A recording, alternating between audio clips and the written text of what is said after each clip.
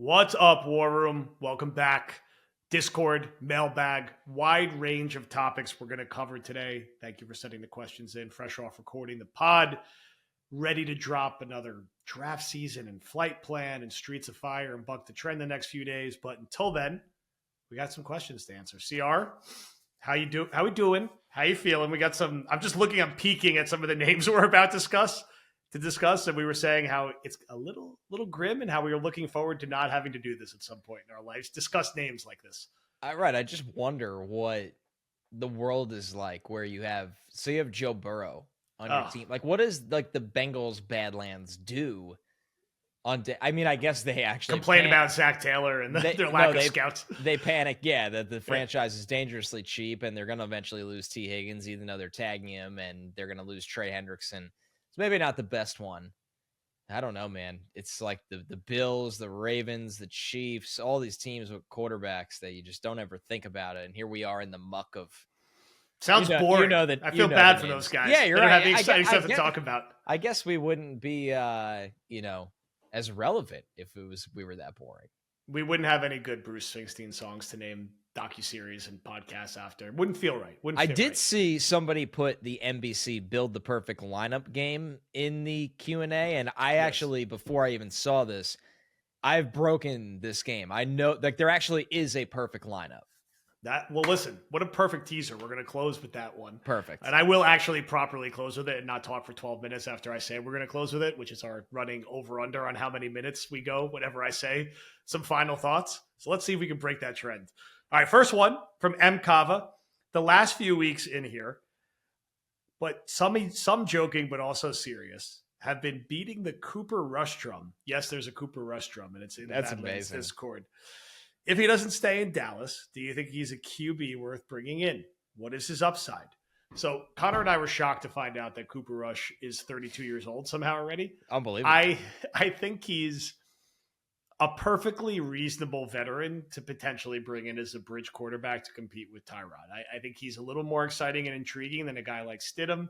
I think he's a little less exciting and intriguing than a guy like Fields. I think he's more likely to happen than a guy like Darnold. He kind of just sits like right in the middle of being like, yeah, he could probably start 6 or 7 games and be okay. Like he's been okay when he's played for Dallas. Is he going to come in and have his Rich Gannon season, like late stage, like he did for the Raiders? Probably not, but I'll say I've heard worse suggestions. Like the guy's been okay when he's played the last few years. Right. He's been in the league since 2017, which is unbelievable. It's crazy. If you just walked up to 20 NFL fans and you asked them, one, how old Cooper Rush is, they could pick how old. First, they'd be like, who the hell are you asking me about? Yeah, right. Yeah, exactly. So, this is the bucket the Jets are going to be in to a degree. It depends how they view Tyrod, right? Because if they don't view Tyrod, if there's 2 ways they view Tyrod, then you get to a different bracket. Like if they think Tyrod, 1, isn't good, or 2, can't stay healthy, then I think you are probably going with the Justin Fields, just guys that you have a little bit more confidence in the upside of them starting. Where, even we talked about Jameis, like he falls into that bracket. Yeah, the floor is low, but there's more upside. I don't think there's upside with Cooper Rush starting. If they view Tyrod as the guy, then Cooper Rush is a totally viable backup that if Tyrod did get hurt and you needed Cooper Rush to play 3 games while Tyrod's dealing with a sprain and you don't want, Kyle McCord having to be thrown into the fire as a rookie, that's fine. So the Jets' internal evaluations of their roster matter so much when you answer questions like these.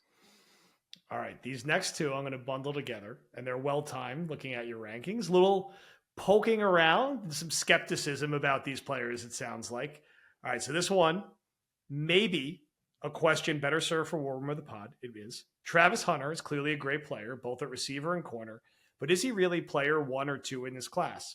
I get the appeal that he plays both ways, but in reality, he probably will play a lot of just one and a little of the other because it's probably not reasonable to expect him to play both. And if that's the case, is he really a good enough prospect to be considered that high or be a top 2 pick? And then an addendum to this question from Grubs18. What makes Mason Graham a slam dunk pick at number 7 when he doesn't have elite numbers rushing after the passer. Isn't this a vintage? Isn't this a class? Isn't this like an example of basically reaching for a player in a weak class? And aren't guys like Will Johnson more of a blue chip prospect than Graham? Ooh. Okay, so I need to kind of reset myself for the first part. Well, I'll answer the Graham part, and then we'll revisit the beginning. One, Graham is incredibly impressive in every aspect of the game, in my opinion. Like, do I think he has been an elite interior college rusher? I wouldn't say elite, but to act like he's like Alfred Collins, the defensive lineman from Texas, that's just all run stopping. Like, that's not, no, that's a disservice to Graham. I mean, to put it in perspective here, Graham had a 16.4% pass rush win rate in 2023. And then no shock, everybody knows he's like the baddest dude on the field every week. He has a 13.8% this year, which is still really, really good. I think to put that in perspective, right? Just for percentiles, his pass rush grade from PFF, and I know people don't care about PFF grades all the time, but like this is a good perspective.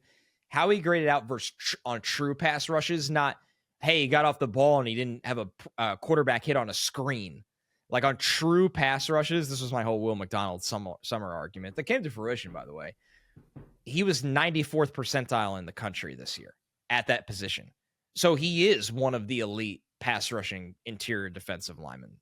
If you count 2023, where he was even better pass rusher, I'm loading it right now to see if it goes up, but I'm assuming it's going to. Like, it was the same. He's a really good athlete.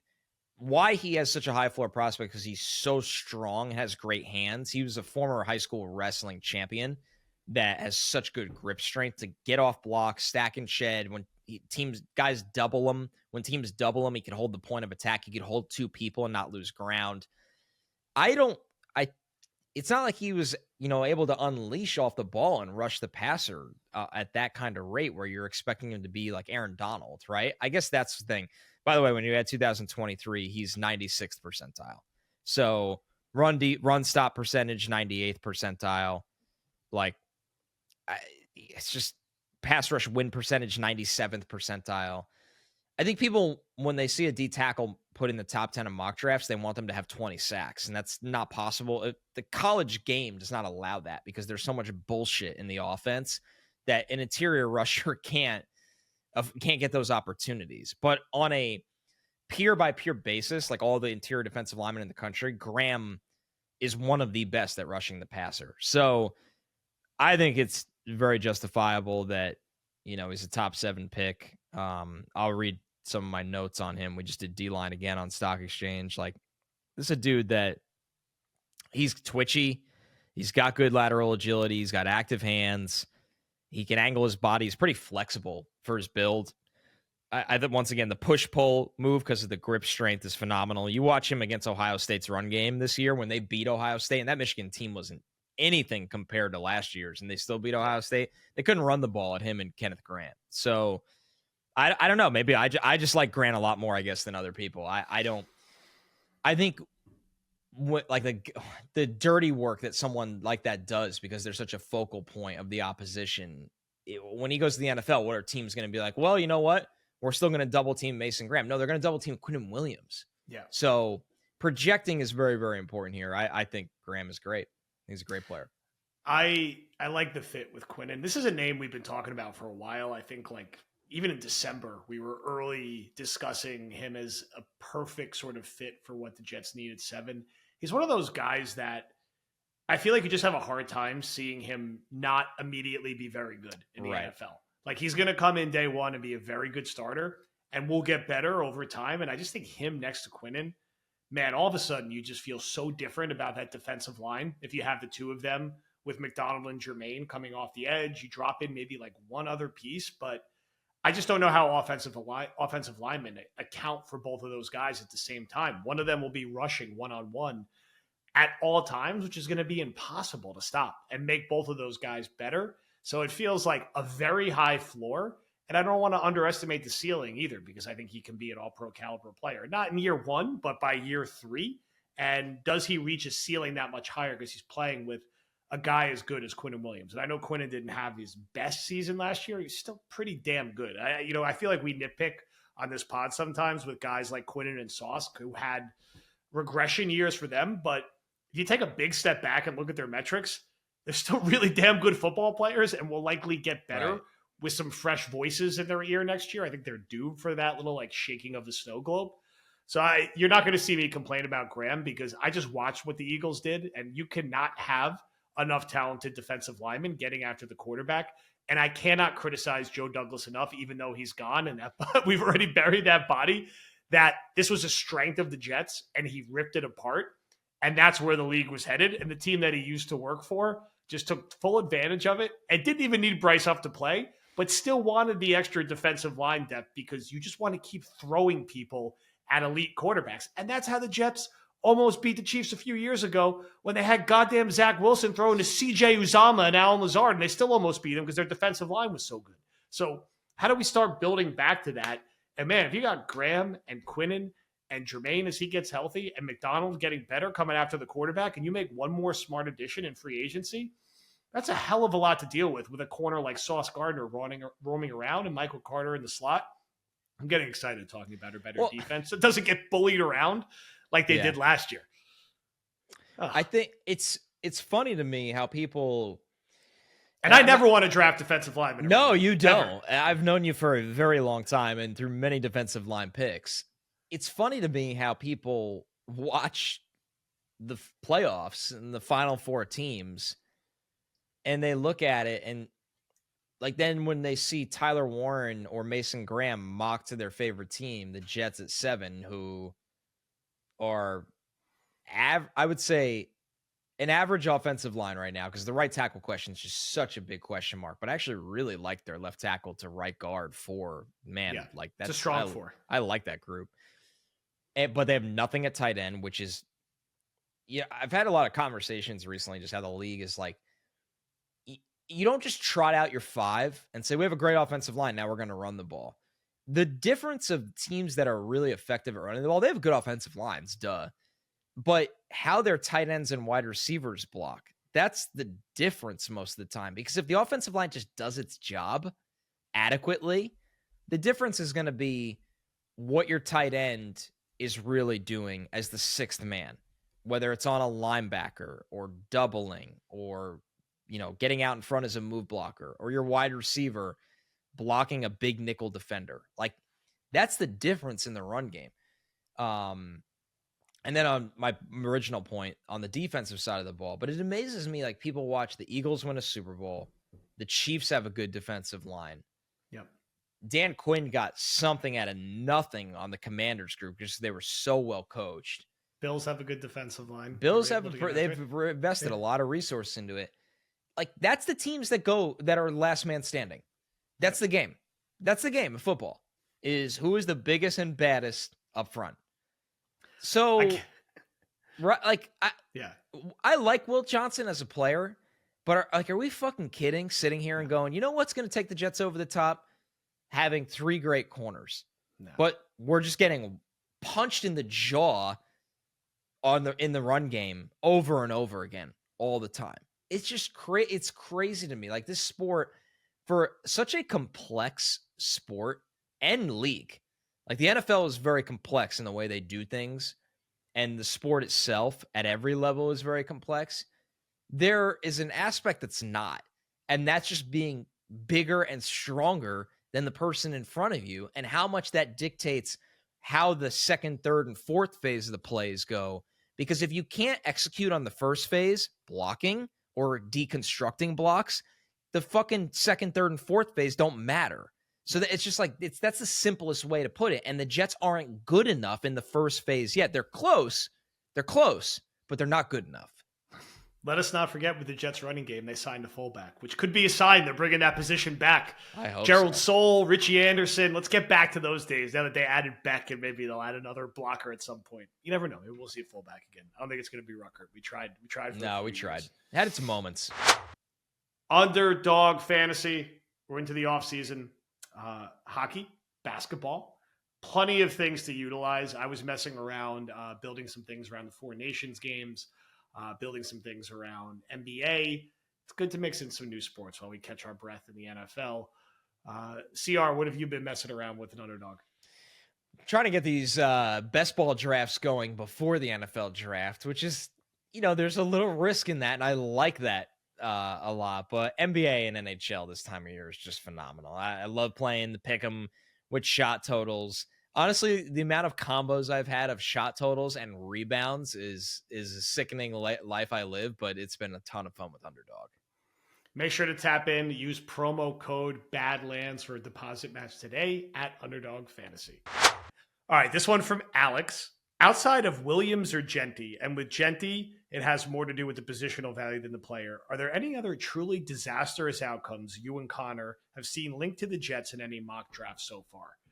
Before I let you answer, because you're going to be better to speak towards what you would consider an actual disaster, I'm going to make a hot take that you actually don't think taking Genty would be a disaster. No, not at all. The Jets did it, and you would have a thought process where this could potentially happen. But speak to that, and then what would be an actual disaster? I mean, I'm not going to sit here and tell people that a guy I think is the third best player in the draft is a disaster at 7. And I love Breece Hall, but like if they had a plan in place, and if they're taking a Genty at 7, they have a plan in place that, hey, we think we can get a day 2 asset for Breece because, and once again, you don't have to like this, but you should listen to the explanation. If this regime, and mind you, they know things that we don't. I didn't think Breece last year, sometimes, but not all the time, looked like Breece Hall.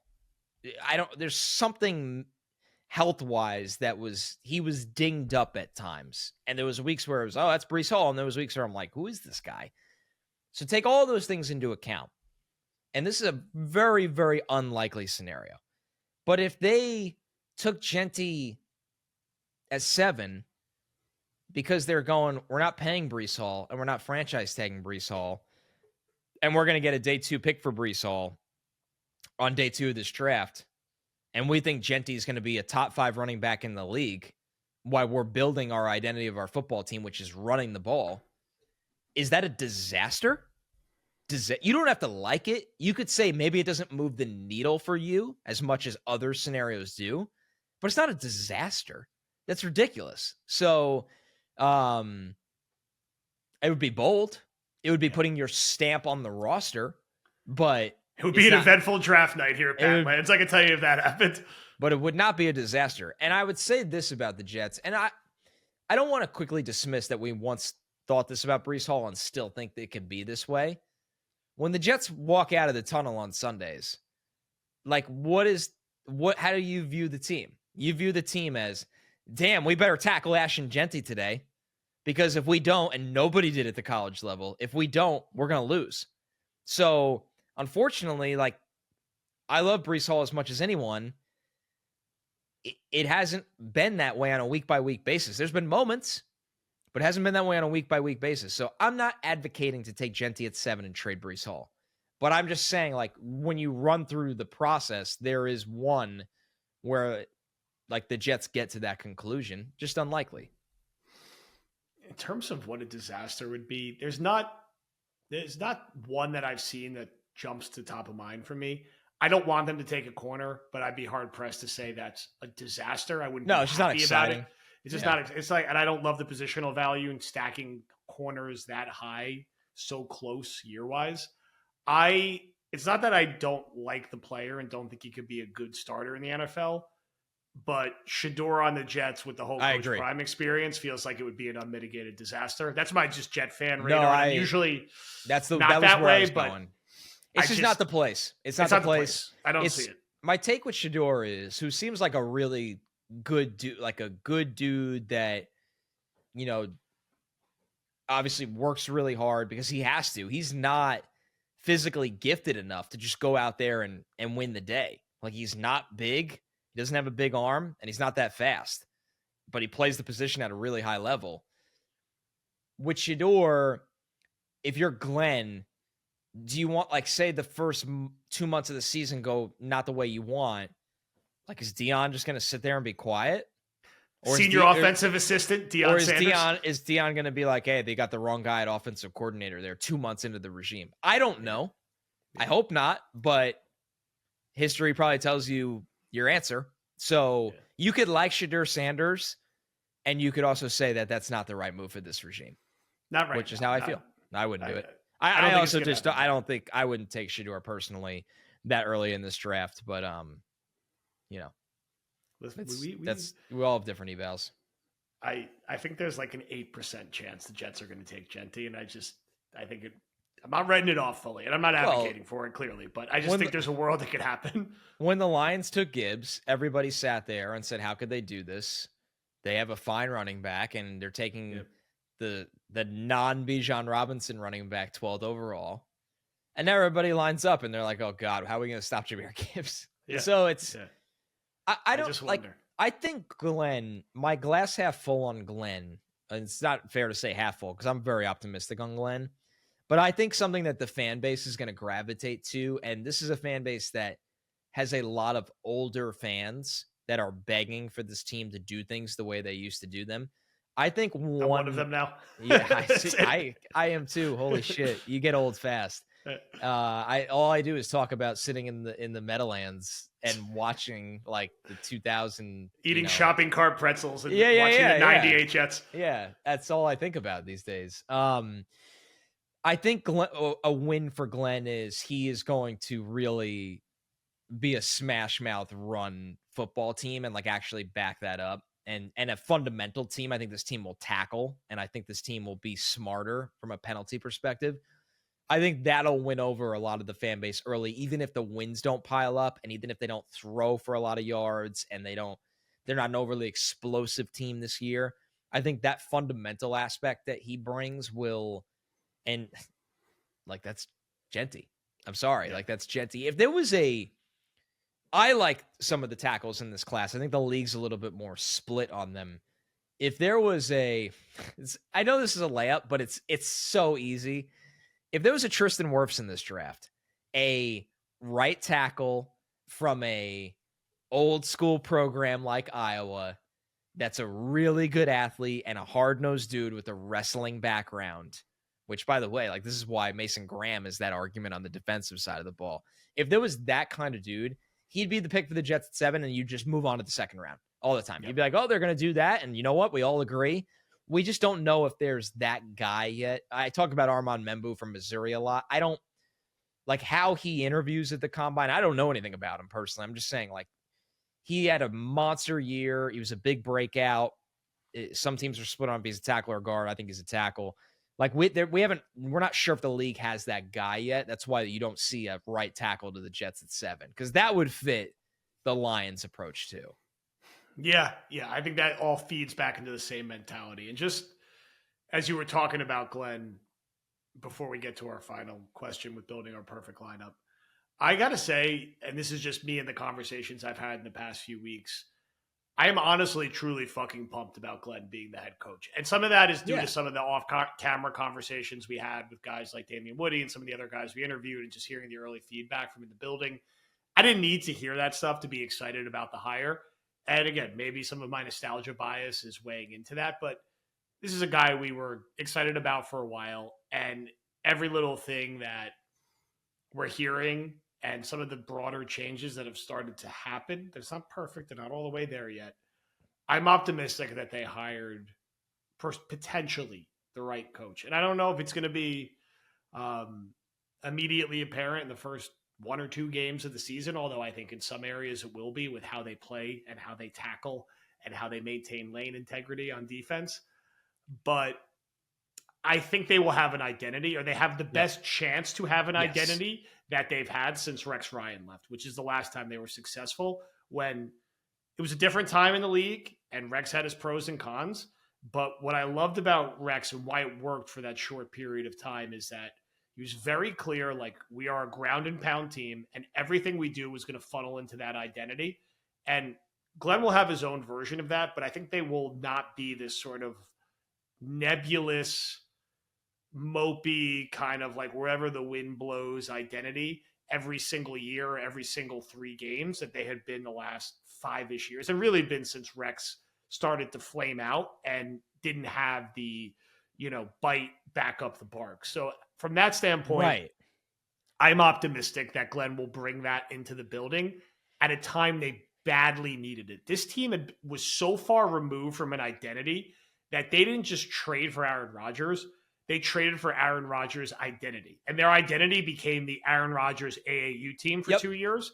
And you got to full detox, enema, cleanse that shit. That's two constipation and poop analogies between this episode and the David Woody episode. But that's what you get when you're talking about the Jets. That's my Glenn tangent before we close with perfect lineup. I think it's really good. I don't want to understate the excitement that should be around Glenn. Like, if you could package that, this team is is far from guaranteed to win a lot of games next year, but doing things the right way and having a process and full transparency, because we always call out our misses. We thought Saleh would come in and do that, and he tried. But man, it was like a fuse blew, and they just had no idea how to flip the box open. It was like that's what it was like, right? It was, we knew Saleh was we knew exactly schematically what Saleh was on defense and how they were gonna draft to build that defense. And to be credit, they did. But then the offensive side of the ball, which will be a big question with Glenn, the offensive side of the ball, once the Zach Wilson pick didn't hit, and I mean, let's not forget, like, the Elijah Moore miss was really bad and doesn't get talked about because Zach Wilson was so much worse. That you're right, Joe. They were like, well, we built up the defense and we have a good enough special teams and we have playmakers. So let's give Aaron Rodgers, everything else. He decides who coaches the offense. He decides who plays. And it was just, it was honestly like you lose your backbone completely. Then they did. And it had a trickle effect into an absolute disaster. With Glenn, because people are probably sitting there going, well, why should I think Glenn could build a defense? Why do I think it's going to be different, though? I think Glenn actually, because he played and because he scouted and because he was with the don't forget, Glenn was with the Lions when they got to the Lions and they stunk. And they did stink for a little bit in that era. It wasn't like they flipped a switch and they were great all of a sudden. They went through about a year and a half of also being bad. Yep. So I think he just knows not only what he's walking into, but how, from a meat and potatoes football perspective, to build things with the team, not the individual. So the Saleh era, and Douglas, obviously a huge part of this, did get infatuated with the individual. I always called it saviors on the SMY desk. It was the thing that pissed me off the most is when they started to lose at the end of 2023. And they built Rodgers up to be like you could walk on water when he came back. And it is savior syndrome is what I call it. And then when the guy comes back and he's not literally Christ himself, everyone's like, well, now what do we do? Right? Like, literally, it's like the scene of Forrest Gump where he's running across the country, and when he gets tired and goes home, everybody around him is like, well, what are we supposed to do now? When Rodgers came back and wasn't Rodgers anymore, the entire Jets took on that identity of Saleh and Douglas and were like, well, we don't have the answers. I don't think Glenn will ever build a team, and I'm not saying it's going to work with Glenn, but I'm saying this is why it'll be different and why you should give him a chance. I don't think Glenn will ever build a savior team. I think he'll build a team that's like, okay, our right guard is hurt and our number one corner is hurt. This is how we play. The next guy is up, and it doesn't change who we are. Like, losing one guy doesn't change how we function. Like, we are going to be the same offense, the same defense, the same mentality. And I think that's what a lot of the really great organizations do. And it's not that he's going to necessarily find success with it, but he has the right process where there's a chance it works. Amen. I like that little optimism for us here in mid-February. All right. As promised, we got an image of a perfect lineup, NBC. So we'll share the graphic attached to the episode so you guys can see what we're doing. So CR, you said you got the perfect strategy here. We got $5, $4, $3, $2, $1 tier of building your perfect lineup. I believe 15 is the full budget. So what is your strategy here?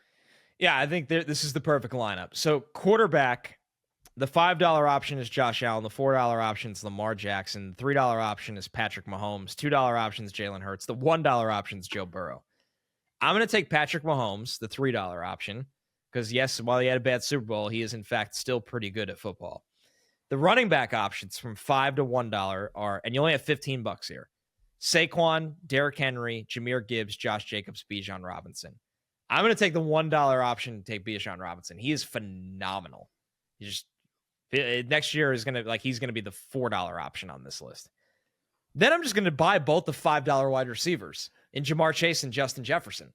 Give me the two best wide receivers in football by a large margin, because the $4 option under them is Nakua and St. Brown. The $3 option is BTJ and Malik Neighbors. CeeDee Lamb and Terry McLaurin are the $2 options, and then Drake London and McConkey are the dollar options. So that leaves me with only $1 for a tight end, but it's Sam Laporta. So my lineup is Mahomes, Bijan Robinson, Jamar Chase and Justin Jefferson, and Sam Laporta. That's like the broken lineup that never loses. I don't know the lineup that loses to. I'm not even gonna try to compete with it, because that was a masterclass right there in building the Instagram budget game. I liked when Jake and Paul had a good run of these going for the Jets. So I'm going to press them to bring it back. Yeah, it was a really good bit device for them. Yeah, we need a good off-season bit like that. All right, War Room. We're going to wrap. Streets of Fire will hit Friday with Jason, the long-awaited salary cap episode. Connor and team will be at the Combine next week. We will obviously still have content, but it will be the normal flow, but we're going to be on the road. So it'll be, a little bit different and exciting that we're going to have people there. It's a busy week, and a week that honestly we partially launched War Room with sort of the exclusive Combine content and some of the other stuff that we're still working on, the free agency guide and the draft guide. Now it includes 9 million things. Now it gets 9 million other things, including the 6-part docuseries, which I feel like we're already batting around. Should we do a 7th episode? This is how Badlands started, by the way. We're going to end up with a whole second thing now of Streets of Fire. So thank you for the questions. Discord's been great. Lot more to come. Thank you everyone for listening.